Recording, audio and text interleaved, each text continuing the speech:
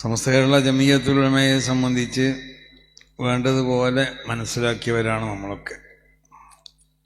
അത് അതിൻ്റെ മഹാന്മാരാവുന്ന അസാത്തിദത്ത് മശായിഖന്മാർ അതിനെ സ്ഥാപിക്കപ്പെടുമ്പോൾ അവർ ഉദ്ദേശിച്ച നമുക്ക് വരച്ച് കാണിച്ചു തന്ന് അവരുടെ പ്രത്യേക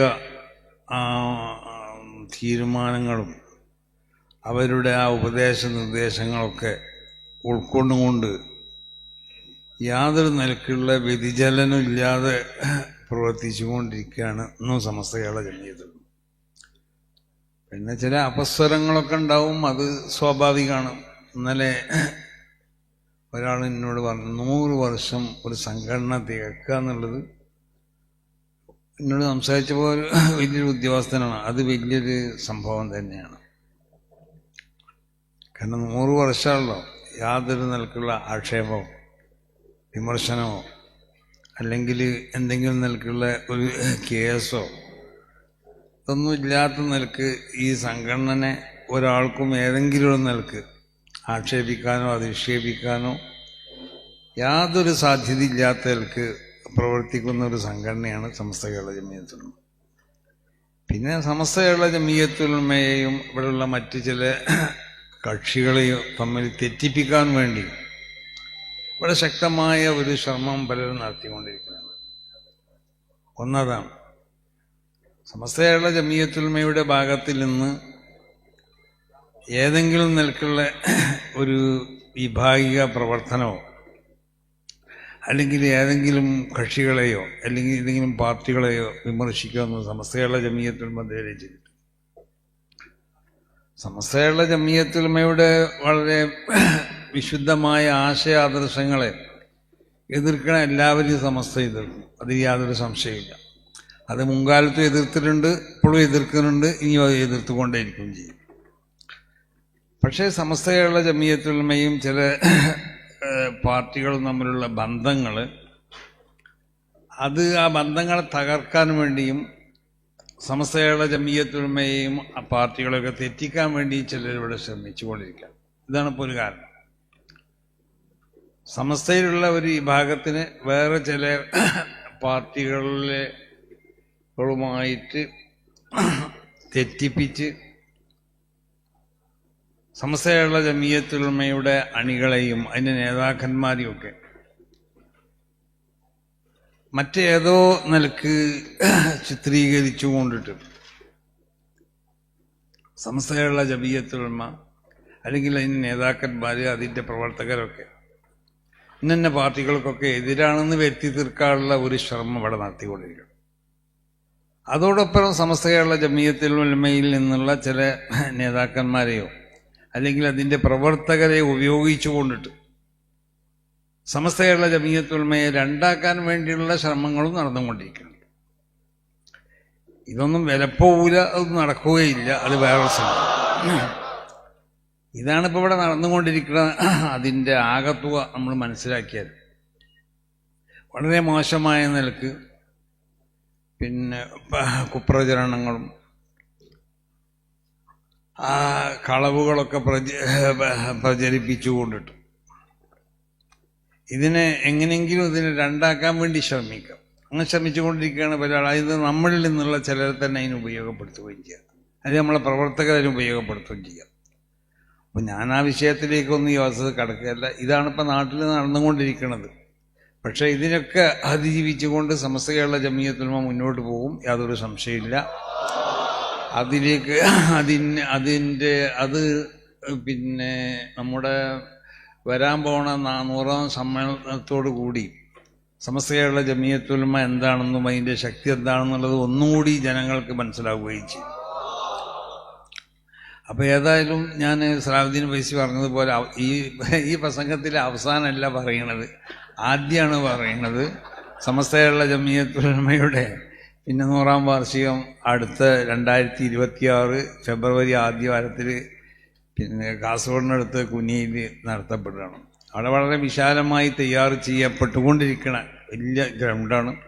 എല്ലാ സൗകര്യങ്ങളും അവിടെയുള്ളൊരു പ്രമുഖൻ, അതായത് ഇബ്രാഹിം ഹാജി എന്ന് വലിയ ഷാർജയിലുള്ള വലിയ ബിസിനസ്സുകാരനാണ്.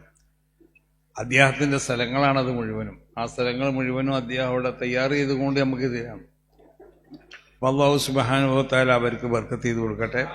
അപ്പൊ ഇതുകൊണ്ടൊക്കെ എന്താണ് സമ്പാദിക്കാന്നുള്ള സമ്പാദ്യങ്ങളും മറ്റു ആവശ്യങ്ങളൊക്കെ വരും. ഇത് അതിനുവേണ്ടി ഉപയോഗപ്പെടുത്താൻ അതിൻ്റെ ദരിയത്തായിക്കൊണ്ട് നമ്മൾ മാറ്റാൻ പാടില്ല. അപ്പൊ ആ നിലക്ക് പണ്ഡിതന്മാരുടെ ആ ധർമ്മവും അവരുടെ ഉത്തരവാദിത്വം ആ ദൗത്യമൊക്കെ നമ്മൾ നിറവേറ്റണം. അത് നമുക്ക് നിറവേറ്റാനും പ്രവർത്തിക്കാനും പറ്റിയൊരു മേഖലയാണ് സമസ്ത കേരള ജംഇയ്യത്തുൽ ഉലമ എന്നുള്ളത്. അത് നമ്മളെ സംബന്ധിച്ചിടത്തോളം വലിയൊരു അനുഗ്രഹമാണ്. മഹാന്മാരാവുന്ന മശായിഖന്മാരുമായുള്ള അവർ പിടിച്ച ആ കയറിൻ്റെ ഒരു ഭാഗം നമുക്ക് പിടിക്കാൻ കഴിയുക. എന്നാൽ അവർ നമ്മളെ വലിച്ചുകൊണ്ടോലെ എടുക്കാമെന്നറിയോ, അത് സ്വർഗത്തിലേക്കായി. അപ്പം ആ നിലക്ക് സ്വർഗത്തിലേക്ക് മഹാന്മാരുടെ ആ അവർ മുഖേനയായി കൊണ്ടിട്ട് നമ്മളെ കടക്കാൻ നമുക്ക് സഹായിക്കണ ഒരു പിടിവള്ളിയാണ് നമ്മളെ കൈവശമുള്ളത്. അതാണ് സമസ്ത കേരള ജംഇയ്യത്തുൽ ഉലമ എന്ന് പറഞ്ഞത്. അപ്പം ഈ സംഘടന അതിനെ ഒളിച്ചു നിന്നും കൊണ്ടോ അല്ലെങ്കിൽ പരസ്യമായി നിന്നും കൊണ്ടോ എതിർക്കാനോ അതിനവിടെ ഇല്ലാതെയാക്കാൻ നശിപ്പിക്കാനോ ഒന്നും ആരും ശ്രമിക്കരുത്. അതാണ് ദയവായിട്ട് പറയാനുള്ളത്. ഇത് അള്ളാഹുവിൻ്റെ യാതൊരു സംശയമില്ല. അള്ളാഹുവിൻ്റെ ദീനിൻ്റെ സംരക്ഷണത്തിന് വേണ്ടി അള്ളാഹു സുബ്ഹാനഹു വ തആല അവിടെ സംഘടിപ്പിച്ച ഒരു സംഘടനയാണ് സമസ്ത കേരള ജംഇയ്യത്തുൽ ഉലമ എന്നുള്ളത്.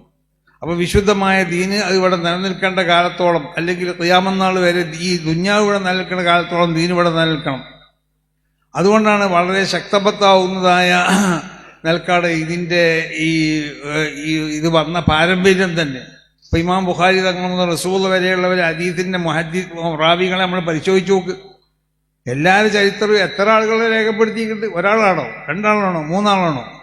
അവർ പ്രസവിക്കപ്പെട്ടവർ മുതൽ അവർ മരണം വരെയുള്ള ചരിത്രങ്ങൾ രേഖപ്പെടുത്തിയിരിക്കുകയാണ്. അതിൽ തള്ളപ്പെടേണ്ടവനുണ്ടെങ്കിൽ അവനെ തള്ളു തന്നെ ചെയ്യും. അപ്പൊ തള്ളപ്പെടേണ്ടവനെ തള്ളി കൊള്ളേണ്ടവനെ കൊണ്ടുകൊണ്ടിട്ട് അത്രമാത്രം വളരെ സംശുദ്ധമായ നിലക്ക് നമ്മളിലേക്ക് എത്തിയതായ ഒരു ആശയങ്ങളും ആദർശങ്ങളും ഒക്കെയാണ് ഈ ദീന്, വിശുദ്ധമായ ദീൻ. അത് അതിൻ്റെ ആ തനിമയോടുകൂടി സംരക്ഷിക്കപ്പെടണം. അതിന് സംരക്ഷിക്കലാണ് സമസ്ത കേരള ജംഇയ്യത്തുൽ ഉലമ ഇവിടെ നടത്തിക്കൊണ്ടിരിക്കുന്നത്. അപ്പോൾ മനുഷ്യർക്കുള്ള ആഹ്റങ്ങൾ എന്താ, ആഹ്റത്തിലുള്ള അവരുടെ ജീവിതം എന്താവണമെന്നറിയോ? അല്ലാഹു സുബ്ഹാനഹു വ തആല ഇഷ്ടപ്പെട്ട നിലക്ക് ഇവിടുന്ന് അമൽ ചെയ്താലേ അതിന് നമുക്ക് അവിടുന്ന് ഉദ്ദേശിക്കപ്പെടുന്നതായ നിലക്ക് അതിന് വിജയിപ്പിച്ചെടുക്കാൻ സാധിക്കുള്ളൂ. അപ്പം ജനങ്ങൾ അവർക്ക് വിദ്യാർത്ഥികൾ അവരെ കടന്നു വരാൻ പാടില്ല. വിദ്യാർത്ഥിനെതിരിൽ മഹാന്മാരാകുന്ന പണ്ഡിതന്മാർ റസൂലുള്ളാഹിന്റെ കാലഘട്ടത്തിന് ശേഷം തന്നെ മഹാനാവുന്ന അലി ബിൻ സഹാബത്തിൽ നിന്ന് ആദ്യമായിട്ട് വിദ്യാർത്ഥിനെതിരിൽ മുനാദറ നടത്തിയത് മഹാനാവുന്ന അലി ബിൻ അബീ ത്വാലിബാണ്. ഖദർ ഇസ്തിതാഅത്ത് പോലത്തെ സംഗതികളിൽ, ബശിയാത്ത് പോലത്തെ സംഗതികൾ ഖവാരിജികളോടും ഖദരിയാക്കളോടും മഹാനാവുന്ന അലി ബിൻ അബീ ത്വാലിബ് തങ്ങൾ മുനാദറ നടത്തി. താബീങ്ങളിൽ നിന്ന് ഉമർ ബിൻ അബ്ദുൽ അസീസ് അടക്കമുള്ള പലരും അവർ മുനാദറ നടത്തുകയും അതിൽ ഗ്രന്ഥങ്ങളൊക്കെ വിദ്യാർത്ഥിനെ എതിർത്തുകൊണ്ട് അവരെ എഴുതുകയും ചെയ്തു. അങ്ങനെ മഹാന്മാരാവുന്നതായ അയിമത്ത് മുജ്തഹിദീങ്ങൾ, ഇമാം ഷാഫിഈ തങ്ങൾ, ഇമാം മാലിക്, ഇമാം അബൂ ഹനീഫ തങ്ങൾ, ഇമാം മുഹമ്മദ് ബിൻ ഹംബൽ, ഇവരൊക്കെ മുബ്തദീങ്ങൾക്കെതിരിൽ സംസാരിച്ചവരാണ്. അവരൊക്കെ അതിനെതിരിൽ ഗ്രന്ഥങ്ങൾ രചിച്ചവരാണ് അവരൊക്കെ. അപ്പം ഈ ഒരു പ്രവൃത്തി എന്നുള്ളത് ഇന്നും തുടങ്ങിയതല്ല. മുബ്തദീങ്ങളിവിടെ അവരെ ഇഷ്ടംപോലെ അവിടെ വിട്ടാൽ ദീൻ ഇവിടെ എന്തായിത്തീരും? ദീനിൻ്റെ ആ തനിമ, അതിൻ്റെ യാഥാർത്ഥ്യം ഇവിടെ നശിച്ചു പോകില്ലേ? അതിനെ സംരക്ഷിക്കേണ്ടത് നമ്മളെ കടമല്ലേ, നമ്മളെ ബാധ്യതയല്ലേ? അപ്പോൾ സുന്നത്ത് ജമാഅത്തിൻ്റെ അഖീദ ഓരോ പണ്ഡിതന്മാരും പഠിക്കുക. ആ അഖീദകൾ അതിൻ്റെ ശരിയായ ലക്ഷ്യത്തോടു കൂടി പഠിക്കുക. അത് സംശയം ഉണ്ടെങ്കിൽ അറിയുന്നവരോട് ചോദിച്ചിട്ട് സംശയം തീർക്കുക. വിഭാഗത്തുകളിൽ വല്ലതും സുന്നത്ത് ജമാഅത്തിന് എതിരാവുന്ന വല്ല വിഭാഗത്തുകൾ എവിടെയും കണ്ടാൽ അത് അറിയുന്ന ആളുകളോട് വന്ന് ചോദിക്കണം. അത് ചോദിച്ചിട്ട് അവിടുത്തെ അതിൻ്റെ ശരിയായ മറുപടി നിങ്ങൾ കണ്ടുപിടിക്കണം. ആ നിലക്ക് നിങ്ങൾക്കുള്ള ഓരോ സമയങ്ങളും അസ്സമാനു സൈഫുൻ യഖ്തഉക ഇല്ലം തഖ്തഉഹുന മഹാനാവുന്ന ഇമാം ഷാഫിഈ തങ്ങൾ പറഞ്ഞുള്ളത്, സമാൻ ഒരു വാള് പോലെയാണ്. അതിനെ നീ ഉപയോഗപ്പെടുത്തിയില്ലെങ്കിൽ അത് ഇന്നെ ഉപയോഗപ്പെടുത്തും. അപ്പം അത് സമാനെ നമ്മൾ എന്താക്കണം? ഉപയോഗപ്പെടുത്തണം. ആ സമയം ഇവിടെ നിൽക്കൂല. അപ്പോൾ ഓരോ സമയവും വിലപ്പെട്ടതാണ്. ഓരോ സമയവും നമ്മൾ കിതാബ് ദർസ് നടത്തി കഴിഞ്ഞ് പിന്നെ ഉറങ്ങുക, അതല്ലെങ്കിൽ ഒഴിവുള്ള സമയങ്ങൾ മുഴുവനും മദ്രസയിലോ ജോലി ചെയ്താൽ ഉറങ്ങുക, എങ്ങനെ പകൽ മുഴുവൻ ഉറക്കിന് ഉപയോഗിക്കുക, അതല്ല വേണ്ടത്. ഓരോ സമയം കിതാബുമായിട്ട് ബന്ധപ്പെടാനാണ് നമ്മൾ ശ്രമിക്കേണ്ടത്. അത് സംശയങ്ങൾക്കുള്ള നിവാരണങ്ങൾ നമ്മൾ കണ്ടെത്തണം. നമുക്ക് മനസ്സിലാവാത്ത സ്ഥലങ്ങൾ നമ്മൾ എന്താക്കണം, മഹാന്മാരാവുന്ന ഉസ്താദന്മാരോട് ചോദിച്ച് നമ്മൾ മനസ്സിലാക്കണം. അങ്ങനെയല്ലേ മഹാന്മാരൊക്കെ ഇവിടെ ജീവിച്ചത്.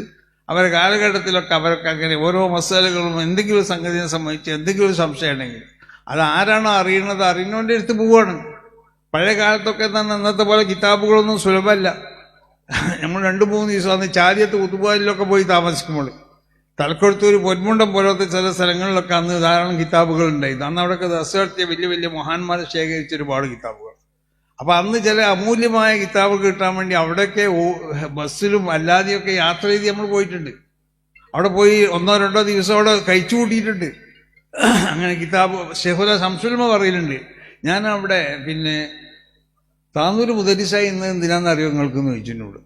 അപ്പൊ ഞാൻ പറഞ്ഞു അവിടെ ദർസ് നടത്താന്ന് പറഞ്ഞു. അതിൻ്റെ മുദരിസായിക്കണ്. അപ്പൊ എന്നോട് പറഞ്ഞു, ഞാനവിടെ താന്നൂർ മുദരിസായത് റൗള മുത്താലായ ചെയ്യാൻ വേണ്ടിയെന്ന്. ഞാൻ 7 മാസം അവിടെ നിന്നു, റൗള മുത്താല ചെയ്തു. ഇന്നും എനിക്കതൊക്കെ അതിൻ്റെ ഏകദേശം ഭാഗങ്ങളൊക്കെ ഓർമ്മ ഉണ്ട്. മൂപ്പർക്കത് അത്ര ഓർമ്മ ശക്തിയുള്ള ആളാണ്, മൂപ്പർക്കത് ഓർമ്മ ഉണ്ടാവും. അപ്പോൾ അവരൊക്കെ ഓരോ സംഗതികൾ, ഓരോ കിതാബുകൾ അന്ന് ഇന്നത്തെ പോലെ റൗള എല്ലാ ഖുതുബായൊന്നും സുലഭമല്ലത്. ഇന്നിപ്പോൾ എല്ലാ കിതാബും കിട്ടുന്നുണ്ടല്ലോ. ഇപ്പോൾ ഇമാമുൽ ഹറമൈൻ തങ്ങളെ നിഹായ 30ഓളം വാരികൾ അതൊക്കെ അച്ചടിക്കൽ തുടങ്ങി. പണ്ട് നമ്മൾ ഇമാമുൽ ഹറമൈൻ തങ്ങളെ നിഹായത്തുൽ മത്ലബ് എന്നൊക്കെ നമ്മൾ കേട്ടിട്ടുള്ളൂ. അപ്പം അതും പ്രിന്റിങ്ങിൽ വന്നു. അപ്പം അങ്ങനെ എല്ലാ കിതാബുകളും സുലഭമായി കൊണ്ട് ലഭിക്കപ്പെട്ടു. പക്ഷെ കിതാബ് എടുത്ത് മുത്താലയുടെ പതിവൊന്നുമില്ലാതായി പോയി. അന്ന് കിതാബ് വളരെ വിരളെന്ന് കിതാബുള്ള സ്ഥലത്തേക്ക് ഓടിപ്പോവുകയെന്ന് പണ്ഡിതന്മാർ ചെയ്തിരുന്നു, വിഷയങ്ങളൊക്കെ മനസ്സിലാക്കാൻ വേണ്ടി. അപ്പോൾ സമയം വിലപ്പെട്ടതാണെന്ന് ഓരോരുത്തരും മനസ്സിലാക്കുക. ആ നിലക്ക് കിതാബുകൾ ഓതി ഓരോ വിഷയത്തിലും തഹ്ഖീഖ് ചെയ്യുക. അതോടൊപ്പം തന്നെ സമസ്ത കേരള ജമിയത്തുൽ ഉലമയ്ക്ക് വേണ്ടി പ്രവർത്തിക്കുക. സമസ്ത കേരള ജമിയത്തുൽ ഉലമയുടെ പോഷക സംഘടനകൾക്ക് വേണ്ടി പ്രവർത്തിക്കുക. നിങ്ങൾക്ക് എവിടെയൊക്കെ സമസ്ത കേരള ജമിയത്തുൽ ഉലമയുടെ പോഷക സംഘടനയിലോ അതിലൊക്കെ ബന്ധപ്പെടാൻ കഴിയും, അവിടെയൊക്കെ നേതാക്കന്മാരായി വരാൻ പറ്റുമോ, അതൊക്കെ വരാൻ വേണ്ടി നിങ്ങൾ ശ്രമിക്കുക. ആ നിലക്ക് അതിലൊക്കെ കയറി പറ്റി സമസ്ത കേരള ജമിയത്തുൽ ഉലമയെ ശക്തിപ്പെടുത്താൻ വേണ്ടി ഓരോരുത്തരും ശ്രമിക്കണമെന്നും നമ്മളെ 100ാം വാർഷികം ഒരു വലിയൊരു വിജയപ്രദമാക്കണം. നമുക്ക് അത് ചരിത്ര സംഭവമാക്കണം. അതിന് നിങ്ങളൊക്കെ സാന്നിധ്യവും നിങ്ങളൊക്കെ പ്രവർത്തനവും ആവശ്യമാണ്. നിങ്ങളാണ് സമസ്ത കേരള ജമിയത്തുൽ ഉലമക്കുള്ള ശക്തി. നിങ്ങൾ ആലിമീങ്ങൾ വേണം. അതുപോലെ തന്നെ പ്രമുഖ വ്യക്തിത്വങ്ങൾ, അതാണ് ഉമറാവ് എന്ന് പറഞ്ഞാൽ മുതലുള്ളവരാവട്ടെ കഴിവുള്ളവരാവട്ടെ ഇല്ലാത്തവരാവട്ടെ ഉമറാവ് ഇവിടെ വേണം. അതാണ്. പിന്നെ അതുപോലെ തന്നെ ഇവിടുത്തെ പാവപ്പെട്ടവർ വേണം, വിവരമില്ലാത്തവർ വേണം. ഇങ്ങനത്തെ ഓരോ വിഭാഗത്തിലുള്ള ആളുകൾ കൂടുമ്പോൾ ഒരു സംഘടന നമുക്ക് വളർത്താൻ കഴിയുള്ളൂ. അപ്പം നമുക്ക് പന്തലിടണ്ടേ, അതിനിപ്പോൾ മുതലാളി പോയി പന്തലിടുമോ? ചിലപ്പോൾ മോനിമാർ പോയി ശേഖര മുമ്പ് പന്തലിട്ടു എന്ന് പറഞ്ഞേക്കാം, ഏതൊരു വാദപ്രതിവാദത്തിന് വേണ്ടിയിട്ട്. അപ്പോൾ അതുവരെ മൂപ്പരാണ് അവിടെ വരുന്ന ആളെന്ന് ആർക്കും അറിയില്ല. മൂപ്പര് ആദ്യ കാലഘട്ടത്തിൽ രാത്രി സ്റ്റേജിൽ കയറിയപ്പോഴാണ് ആളിന്നാളാന്ന് മനസ്സിലായിരുന്നത്. ആ തലേ ദിവസം നമ്മൾ അവിടുന്ന് ചെറിയ നിലക്കൊരു പരാജയം നമുക്ക് ഉണ്ടായ ഒരു ദിവസമായിരുന്നു. അപ്പോൾ പന്തലിടാൻ ആൾ വേണം, പണം തരാൻ ആൾ വേണം, സംഗതികൾ നിയന്ത്രിക്കാൻ അതിന് പറ്റുന്ന പ്രമുഖരാകുന്ന വ്യക്തിത്വങ്ങൾ വേണം. ഇതൊക്കെ ജനങ്ങൾക്ക് പറഞ്ഞു കൊടുക്കാൻ ആലിമീങ്ങളും വേണം. അപ്പം രണ്ടും നന്നാവുക എന്ന് പറഞ്ഞാൽ അതിൻ്റെ അർത്ഥം രണ്ടു കൂട്ടരും ഒപ്പം അങ്ങനെ കൈ പിടിച്ച് പോകുക എന്നല്ല. ആലിമീങ്ങൾ നന്നാവേണ്ടതുപോലെ നന്നാവുക, ആലിമീങ്ങൾക്കുള്ള അഭിപ്രായങ്ങളും മറ്റും സ്വീകരിച്ച് അത് നടപ്പിലാക്കാൻ മറ്റുള്ളവരും തയ്യാറാവുക. അങ്ങനെ പോകുമ്പോൾ ഇവിടെ എന്താവുള്ളൂ എന്നറിയോ? അപ്പം മറ്റുള്ള എല്ലാ ആളുകളും നന്നാവും. ഇത് ആലിമീങ്ങളും നന്നാവണില്ല, ഒപ്പം നിൽക്കേണ്ടവർ നന്നാവണില്ല, പിന്നെ നാട്ടുകാരും നന്നാവില്ലല്ലോ. ഈ അവസ്ഥയൊന്നും ഉണ്ടാകുന്ന അള്ളാഹു കാത്തു രക്ഷിക്കട്ടെ. അപ്പം ഏതായാലും ഞാൻ സുദീർഘമായി പറയല്ല. ഇവിടെ മഹാന്മാരാവുന്ന പലരും മുഷാവർ അംഗങ്ങളാവുന്ന ഹംസകുട്ടി മുസ്ലിയാരും പിന്നെ നമ്മളെ ഇതൊരു ഫൈദിയും അതുപോലെ തന്നെ ബാക്കവി ഒക്കെ പിന്നെ ഇവിടെ പ്രസംഗിക്കാറുണ്ട്. പിന്നെ മഹാന്മാരാവുന്ന സാദാത്തുക്കളുണ്ട്, മറ്റ് പ്രമുഖ വ്യക്തിത്വങ്ങളൊക്കെ ഇവിടെ സംസാരിക്കാറുണ്ട്. അപ്പോൾ അല്ലാഹു സുബ്ഹാനഹു വ തആല നമ്മൾ ഉദ്ദേശിക്കുന്നത് പോലെ ഇവിടെ എല്ലാവരും പ്രസംഗിച്ച് വളരെ നിലക്ക് സമസ്ത കേരള ജമിയത്തുൽ ഉലമക്ക് ഒരു വളരെ ശക്തി പകരുന്നതായ ഒരു സമ്മേളനമായി കൊണ്ട് അല്ലാഹു ഇതിനെ കബൂൾ ചെയ്യട്ടെ. മറ്റൊന്ന് 26-ാം തീയതി എന്ന് പറഞ്ഞാൽ മറ്റന്നാളെ സമസ്തൻ്റെ സ്ഥാപക ദിനമാണ്. അത് വരക്കിൽ വെച്ചുകൊണ്ട് അത്യാവശ്യം ഒരു ചെറിയ ഒരു നല്ല നിലക്ക് ആഘോഷിക്കപ്പെടുന്നുണ്ട്. അത് നമ്മൾ SNDCൻ്റെ PG ക്ലാസിൻ്റെ ഉദ്ഘാടനം കൂടി അവിടെ വെച്ച് നടത്തപ്പെടുകയാണ്. അതിൻ്റെ ഒരു ചെറിയൊരു ഭാഗം പിന്നെ അവിടെ വരക്കിൽ വെച്ച് നടത്തപ്പെടുന്നുണ്ട്. അപ്പോൾ അതിൻ്റെയും എല്ലാ മറ്റ് പല സ്ഥലത്തും നടത്തപ്പെടുന്ന ആ കുട്ടികൾക്കെല്ലാം കൂടിയുള്ള ക്ലാസിൻ്റെ ഉദ്ഘാടനം അന്ന് അവിടെ നടത്തപ്പെടും. അത് ഞങ്ങളുടെ ജില്ലകളിലൊക്കെ ഞങ്ങൾ മുമ്പ് ചെയ്തതുപോലെ ഓരോ ജില്ലയിലും ആ ജില്ലയിലുള്ള ആളുകൾ കൂടിക്കൊണ്ടിട്ട് അത് വളരെ ഒരു വിപുലമായ നിലക്ക് ആഘോഷിക്കാൻ വേണ്ടി നമ്മളൊക്കെ ശ്രമിക്കുക. വലിയ ദൂർത്തും കാര്യമൊന്നും വേണ്ട, മനസ്സിലായില്ലേ? ചെറിയ പരിപാടിയൊക്കെ പൈസ വല്ലാതെ ചിലവാക്കുന്ന പരിപാടി വേണ്ട. അപ്പോൾ ആ നിലക്ക് പരിപാടികൾ എന്താക്കാതെ അറിയോ നമ്മൾ ഉഷാറാക്കി കൊണ്ടുപോകുക. അതിന് അല്ലാഹു സുബ്ഹാനഹു വ തആല തൗഫീഖ് ചെയ്യട്ടെ.